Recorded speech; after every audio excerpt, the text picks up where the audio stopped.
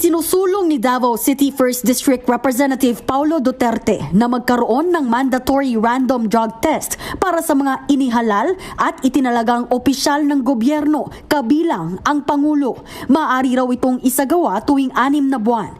Sa ilalim ng House Bill No. 10744, hair follicle samples ang gagamitin para sa drug test. Kung nagpositibo ang opisyal, isasagawa naman ang urine drug test. Base rin sa panukalang batas, ang sino mang opisyal na nagpositibo sa illegal na droga ay maaaring suspendihin at tanggalin sa pwesto. Bukod sa mga opisyal ng gobyerno, dapat din daw magkaroon ng voluntary random drug testing sa mga kakandidato 3 buwan bago ang eleksyon. Suportado naman ng liderato ng Kamara ang panukala, pero may agam-agam sila sa intensyon nito.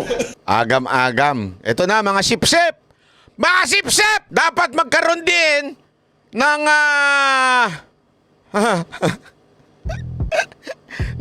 ng test sa mga Botox test. Ganun ba? Alam niyo yung Botox test? Para malaman natin kung sino ba talaga ang nakapilter lang. Tama, mali? Hindi.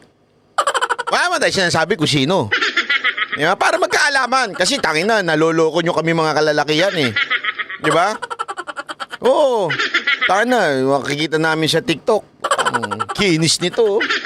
No, talagang walang wrinkles. Tapos pag nakita namin ng personal, anyari. Diba? Anyari. Oo. Ang dami ko nakikitang ganyang kababaihan sa TikTok. Ang ganda-ganda. Pag nakita mo ng personal, shit! Mapapaganon ka talaga eh. Alam mo, eto nung panahon pa, nung kami, nung mga Mocha girls noon pa, pag nagpapa-audition ako, di ba? Magpapadala sila ng picture at saka ng video. Ha? Hindi ako nai-impress eh. Sinasabi ko kagad sa kanila, pakita muna kayo kung talagang makinis ang mga kuyukot nyo. Kasi, siyempre, mag-short sila eh. Tapos, parang binagyo yung mga kuyukot nila, di ba? Pwede yun, di ba? So, talaga ini-inspeksyon kagad natin. Grabe, dami nasasaktan yan. Hindi. Kasi mapanlin lang yan eh, di ba, Boss Randel? Mapanlin lang sa mga kababaihan yan. May apps yan eh, yung, ano ba yung mga dating apps na yan? Di ba may mga dating. Yeah, si Randel sanay sa mga ganyan eh. Mga dating apps. Pag nakita mo yung tsura, hayop. Di ba? Tapos pag, Tinder. Yan, mga nagbebenta, Tinder. Tapos pag nakita mo sa personal, di ba? Dapat magkaroon din ng ganun. Yung, kung may drug test, dapat may Botox test din. Tsaka may filter test. Tama po ba, madam? Madam, di ba itong congressman na to? Diba dapat i-declare yan. Hindi, walang biro kasi diba halimbawa yung mga congressman dinideclare nila yung kayamanan nila. Dapat i-declare din nila kung may gawa sa mukha nila. Para hindi nila nalilin lang yung taong bayan. Kasi ang ganda-ganda ng picture nila sa mga tarpaulin. Yung pala hindi talaga ganun ang totoo nilang itsura. Para malaman natin kasi, di ba parang mukhang anghel ang itsura niya. Yung pala, kaya mukhang anghel, ang dami ng pinagawa. Wala ko sinasabi si madam yun, ha? Hindi, kasi, anong purpose? Bakit dinideclare yung, yung kayamanan ng mga kongresista o mga politiko? Para malaman natin kung mangungurap ba sila. Dapat i-declare din nila kung may gawa sa mga mukha nila. Kasi naloloko eh. Mukhang mabait, di ba? Mukhang anghel. Yung pala, yung dating itsura nila, demonyo. Ganun ba? Nang tanong, madam, papasa po ba kayo doon? O may malalaman kaming hindi dapat namin malaman? Hindi, nagtatanong lang tayo sa kongresista na to, Patay tayo dyan, talay. People at hindi para mang-asar or... Bakit naasar ka? Naasar ka pag drug test? Bakit ka naasar? Ako natutuwa ako eh. Hindi ba sabi niya, para be sincere, hindi para mangasar? Bakit? Kailan pa nakakaasar yung hamunin tayo ng drug test? Ma'am, naasar po ba kayo?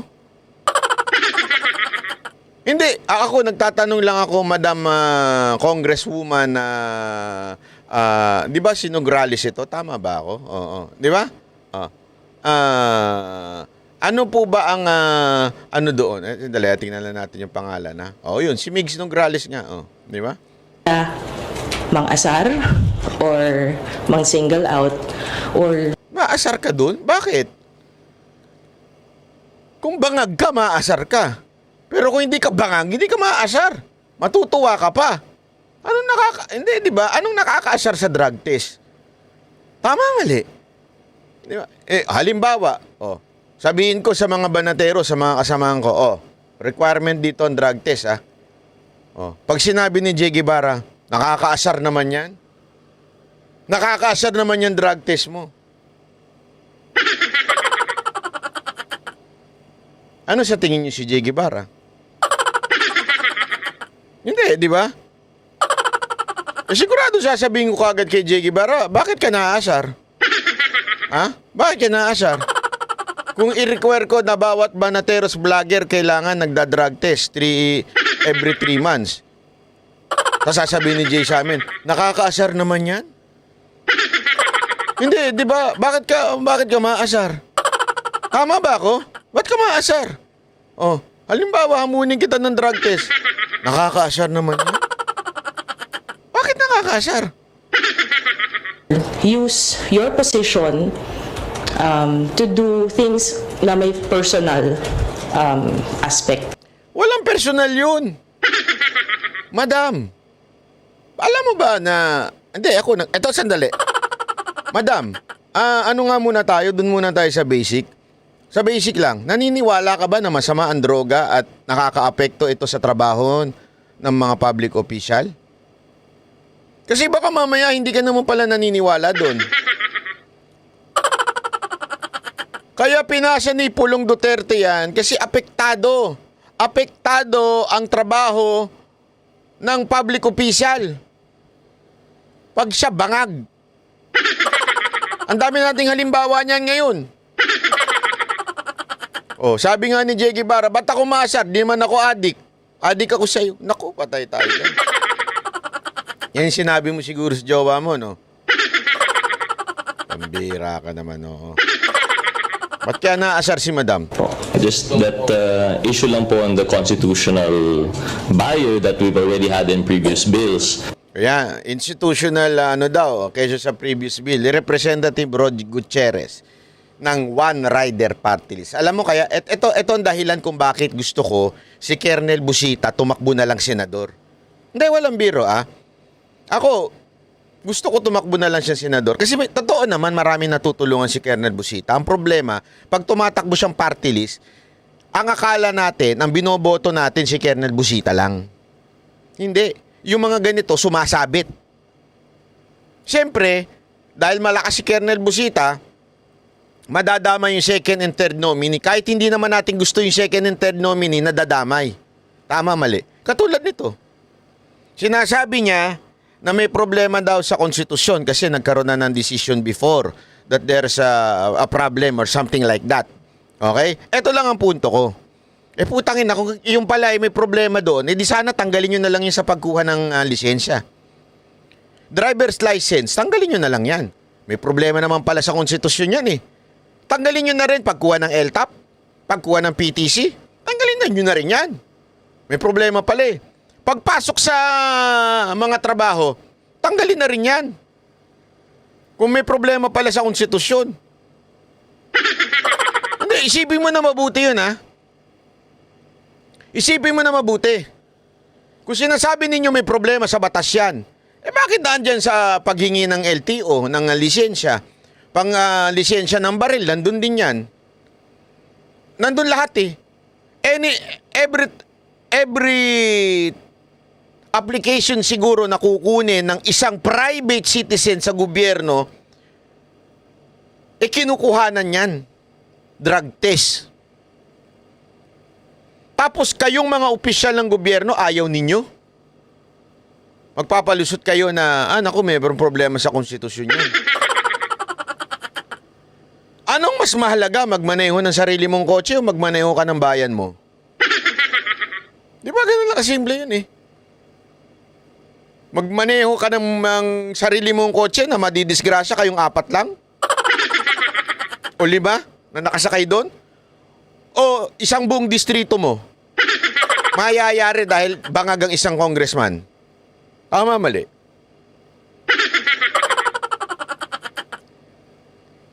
Sa pag-apply ng security guard, may drug test, di ba? Alam ko.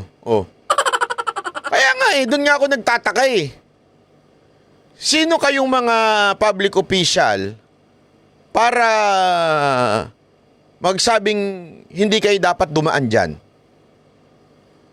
Diba? Anong katarantaduhan yun? Sorry pero Gutierrez, mali. Dapat sana man lang you challenge. You make a law about it. Kasi ang tanong dyan, okay ba sa'yo o hindi? Pabor ka ba o hindi? You challenge it. If you're really willing, hindi yung maraming hanash. Kasi dapat ganito yan eh. Hindi. Kasi sa konstitusyon yan eh. Then challenge it. Pasan nyo yung batas. Kung may magreklamo sa Supreme Court, then that's the time. Wala na. Pero at least you've tried. Diba tayo, ang bilis natin na mag-react. Again we are not saying na itong mga to, mga adik wala tayong sinasabing ganun. Wala tayong sinasabi. Ako, naniniwala naman ako na hindi ito mga tubangag. Naniniwala naman ako. Pero isa lang ang sigurado ako, sip-sip ito mga to. Sip-sip ito mga ito kay Speaker. Alam mo na, bakit? Malapit na 2025, kailangan ng suporta ni Speaker. Kailangan ng suporta ni Speaker. Suporta. Suporta, Speaker, kailangan. Di ba? Kailangan natin ng suporta kay Speaker eh. Kaya kanya-kanya ng sipsipan. Buti may naiwang pangtaba kay Speaker. Sa tindi ng ang dami sumisip-sip sa kanya, dapat nasip-sip na yung taba niya. Hindi ako nagtataka lang ako. Sa dami na sumisip-sip sa kanya. Perhaps we could even explore expanding it, not just to public officials, maybe to certain all of government, maybe vloggers. Talaga. Pati vloggers? Basta willing ako pati vloggers, pati mainstream media. Hindi pwede kami lang. Bakit ganun? Although mainstream naman ako, nasa SMN ako eh. Hindi lang vloggers. Ako nga, hamon ko eh. Tangina, sige. Sabay-sabay tayo sir. Tawagin nyo lahat ng vloggers nyo. Lahat ng vloggers ni Tamba, tawagin nyo harap-harapan. Magpitigan kami ng itlog. Hindi, totoo. Hindi ako na-insulto. Hindi ako na-insulto doon. Yung sa sinabi niya, pati vloggers. Willing ako, sir. Lahat tayo. Anong problema? Lahat tayo, sir. Gusto mo, sabay pa tayong dalawa eh. Sabay pa tayong dalawa. Gusto mo? Sabay tayo na magkaalaman. Pero ako sigurado ako, positive ako. Positive ako sa kape. Sasabihin siguro sa akin nung gagawa ng drug test, sir, positive po kayo. Saan? Sa caffeine. Positive kayo. Sir, ang dami. Puro kape na nga ihi nyo. Yung ihi ko nga, may kape na eh. Hindi, di ba? Bakit? Hindi. Talagang may pag-ano pa siya. May pang, dapat pati vlogger. Okay lang. Basta kasama pati mainstream media. Hindi pwedeng kami lang. Vlogger, mainstream media, lahat. Lahat ng nakikita natin sa telebisyon. I-drug test natin. Number 1 yung i-drug test si Macmac Pablo. Isunod nyo na yung si ano, yung baklang ano, pangalan ng bakla na yun, yung patay na patay kay J. Guevara. Sino ba yun? Yung baklang tagyawat na tinubuan ng muka. Ang pangalan nun? At saka, isama nyo na rin yung mga vlogger na tawa ng tawa na wala naman nakakatawa. Hindi. Oh, di ba? Oh. Gusto nyo, isama nyo na rin gender test. Hindi, pa-DNA natin para malaman natin yung X and Y chromosome na yan. Malaman ako sino talaga bakla. Hindi, totoo, walang biro. Kasi, nilalait tayo na bakla daw tayo eh. Parang yung salitang bakla, panlalait sa kanya yun. Oh. Si Mike Labe, di ba? Sabi niya, bakla ka! Ibig sabihin, talagang nilalait niya ako. Yun yung counter-argument niya eh. Bakla! O, siguro bakla ka, Banat Bay? Bakla ka, bakla. O, di ba? Maganda, magkaroon na rin tayo ng DNA test. Malaman natin kung sino dito ang matikas at kung sino dito ang pumipilantik ang labi. Oh. Tapos kung gusto mo, hindi ako, may hamon nga ako kay Mike Abe, di ba? Ano yung hamon ko sa SMNI? Punta tayong gay bar. Oh. Sino unang kumagat labi? Bakla. Hindi, sige, diretsuhan tayo. Punta tayong gay bar. Basta sino unang kumagat ang labi, bakla. Oh. Oh. Basta, asama ko si Boss Dada at saka si J. Guevara. Bakit? Pag nakita ko yung sumasayo doon, pipitikin ko talaga itlog nun. Sapakin ko pagka lumapit sa akin yun.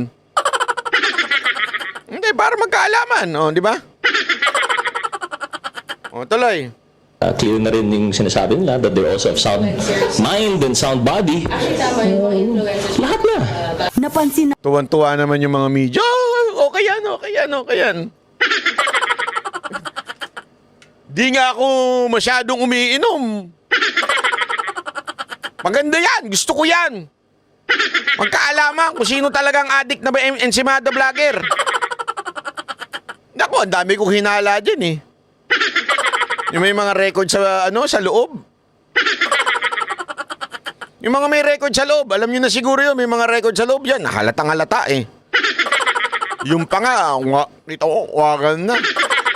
Tangin na eh. Eh dito pa lang, malalaman mo na eh. Sa Banateros, malalaman mo na kagad kung addict. Tangin ang tataba ng mga Banateros eh. Ang lulusog eh. Kita nyo yung mga muka. Hindi, kasi ang alam ko talaga, pagdating sa addict, number 1 dyan yung katawan tsaka yung mukha eh. Ako, pumapayat na ako pero yung mukha ko taba pa rin eh. Hayop na mukha yan eh. Kinukonta ko na nga yung kaibigan ko para paganunin yung mukha ko kasi pumapayat na yung tiyan ko, pumapayat na yung hita ko, pero yung mukha ko taba pa rin eh. Hindi katulad ng ibang mga ensimada vlogger, talaga yung pisngi nila parang nilagyan ng lubid sa loob, tinahi dito, tas hinatak. Ganun eh. Adik sa motor, yun. Yan ang Banateros lang, adik sa motor. Basta, hindi, basta kami, sigurado ako, adik sa kape. Patulog na, nagkakape pa. Sino ganun? Sino ganun? Doon mo daw malalaman kung isang tao adik sa kape. Yung patulog na, hinahanap pa rin kape. Sino ganun dito? Tulad ko, patulog na ako. After ito, matutulog na ako, pero nagkakape pa rin, di ba? Di ba? Etong mga to, dami yung hanas. Di na lang kayo magpa-drug test.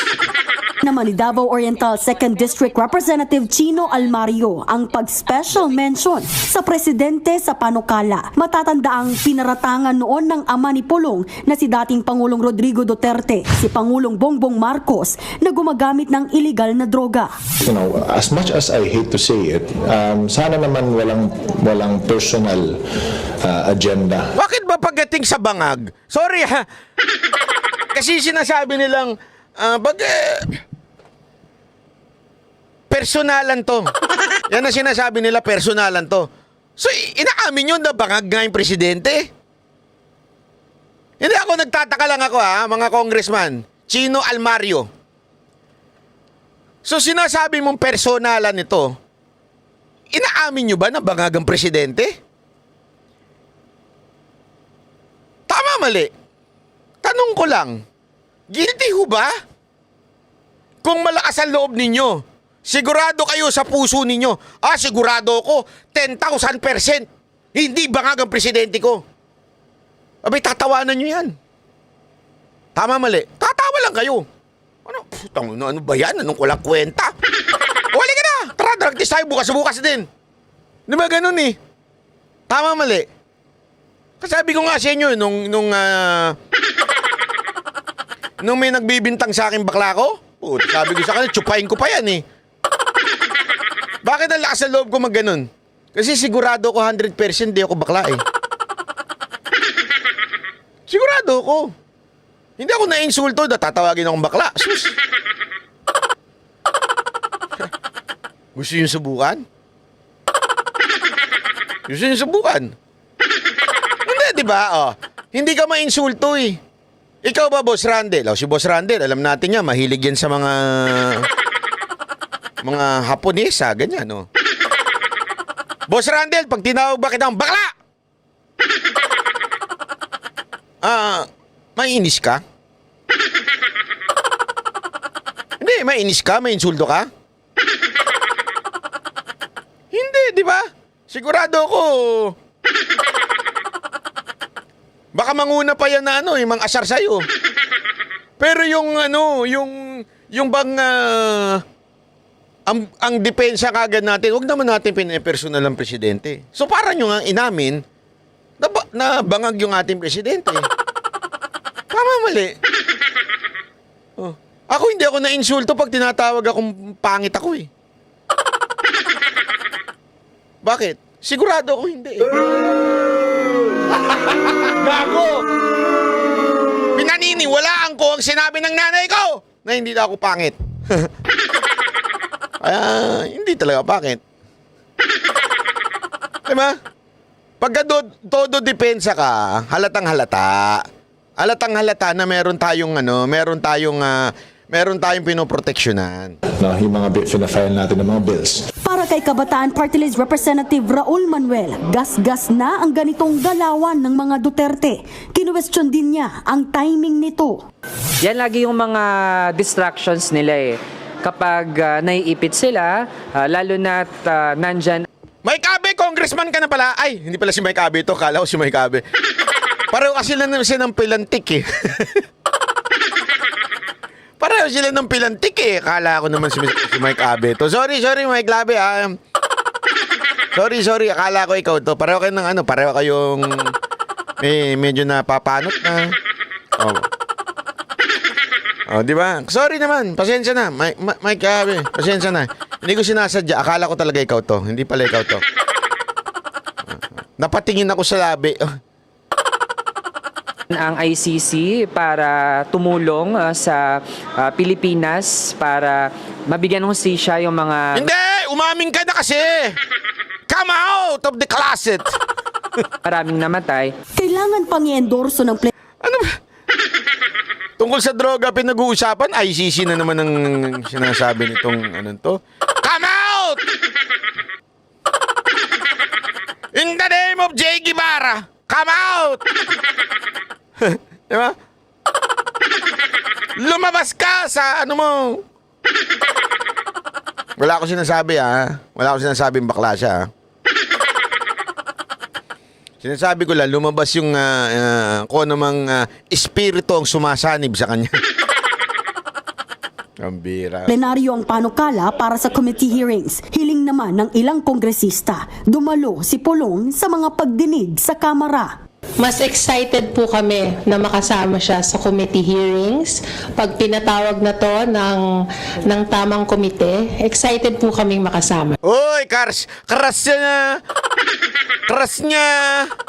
Talagang gusto niya makita si Pulong. Sa bagay, pareho kayo. Medyo pareho kayong chabilicious. Kras mo, ate. Ako nagtatanong lang. Ha? Zamora. Anak ba ito ni Zamora? Yung alam nating medyo Alam na natin yan. Oh, sino may kakilala kay Zamora? Yung dating bata ni Erap yan eh. Anak ba niya to? Ay, naku. Grabe, no? Kanya-kanya sipsipan sila, no? Kanya-kanya sipsipan sila kay Tamba, no? No? Pambira. Di ba? Kanya-kanya silang anuhan kay Tamba. Uy, sabi nila, uy. Manuel Labi. Eh, grabe naman. Manuel Labi talaga. Si Congressman Manuel Labi ba yun? Eh, pambira, oh. Si ate kinilig, oh. Yung sinabi niya, ate, sana umatin si Pulong. Si Baste, baka gusto mo rin umatin. Medyo mas matikas ng konti yun, ha? Hindi, matikas din naman si... Alam mo, iba kasi yung iba ang datingan ni Pulong, eh. Ha? Iba rin ang datingan ni... Si Pulong, ang malinis na version. O, di ba? Ganyan. Kasi may mga ganun. Si Baste, yung... Alam mo na, yung medyo dirty look pero... Kasi ang mga babae, may mga ganyan. Alam nyo ba? Hindi ako pag asyar, tinatanong ko yung Mocha girls. May mga Mocha girls, ayaw nila nung yung parang lalaki na malinis. Gusto nila yung may pagka rough, ganun eh. So pag gusto mo ng malinis na version, si Pulong Duterte yun.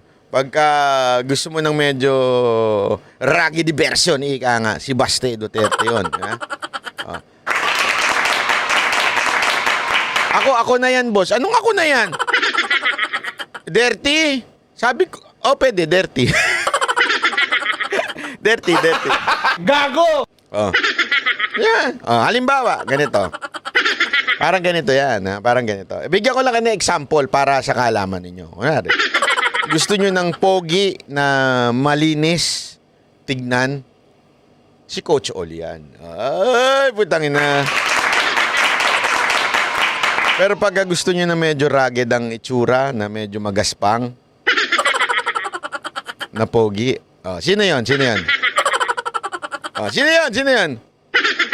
Si Banat ba yun? Totoo. Pagka gusto nyo naman ng maitim na chubby, na malinis, si Boss Dada yun. Pero pag gusto mo medyo maduming tignan, sino yun? Walaan nyo kung sino. Walaan nyo! Bawal ang tamang sagot. Bawal ang tamang sagot. Gago! Ay, hindi ako nagsabi niyan, ha? Hindi ako nagsabi niyan. Sila nagsabi niyan. Mira. Grabe, sama ng ugali ninyo. Pati ba naman dito, nilaglag niyo si Jay? Siya. Maging malinaw po tayo doon. Nagbabalita mula sa Frontline, Marian Enriquez, News 5. Ayun, di ba? Okay yan. May listahan kasi sila dyan eh. May listahan sila ng nakasipsip ka na sa akin. Check. Ikaw, nakasipsip ka na sa akin. Check. Ikaw, nakasipsip na sa akin. Check. Ikaw, nakasipsip na. Check. Di ba? Kanya-kanya sipsipan yan.